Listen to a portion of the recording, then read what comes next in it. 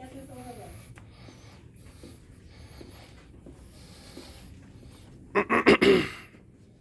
Oh, why hello there. I was just enjoying a good cup of coffee and a nice book. And I was just reflecting on the wonderful learning experiences that I had in ESST 300 this semester.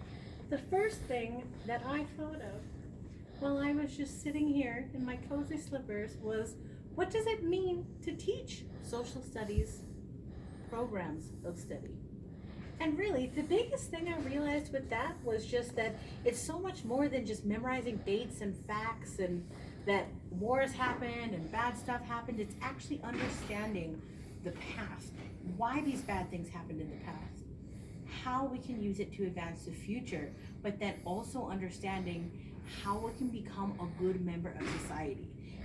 And that it's so much more than just voting and being involved in government, that there's ways to be informed and involved that are pretty much any way you want. You can be involved through learning about Indigenous issues. You can be involved through caring about the environment. And that's why I think it's personally such a good thing to study, because there's so many things you can do with it. And I also wonder sometimes, how can we effectively integrate and teach treaty outcomes within social studies? Because of course, as we all know, there's a lot of stuff in this social studies curriculum about Indigenous issues, but treaty outcomes are so much more than just understanding Canada's colonial past. It's about understanding Indigenous people, the struggles they have, their way of life, and there's things in their culture that are important and spiritually significant to them. And I personally think the best way is, build a bridge. Talk to a local person that you know that is Indigenous, or go to the local reserve, ask for help. There's so many resources out there, and I think it benefits children to not just simulate Indigenous forms of knowing, but actually being involved and participating with an Indigenous person. Gifting them that knowledge is such an important, special thing. And also, to go along with that, practices and understanding that are most effective in teaching are so many and so numerous in social studies. Really, you can pretty much pick from probably dozens, but my favorite has to be where to, simply because it's really easy to implement in a classroom. I could picture myself being a teacher and just writing it on the board or having a poster, and each letter of the word is an acronym that has its own word. So where to actually means where and why, hook and hold, explore and experience, rethink and reflect, tailored and organized. And the way I think of it is, it's a way to organize the learning in your classroom so that you are going in a direction. It's almost like going on a road trip.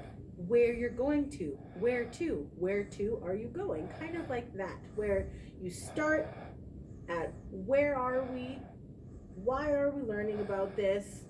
You hook in the students by teaching them significance as to why they're learning what they're learning. Then you explore with them, then you rethink and reflect, and maybe even revise some stuff if they're not learning or understanding things.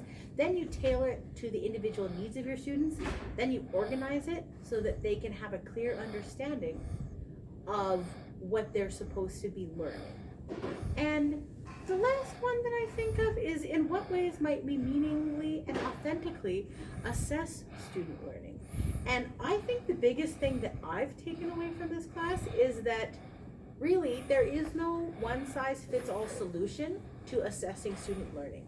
That's just it. We need to use multiple ways of assessment for different situations, different subjects, different students, because every learner is not the same.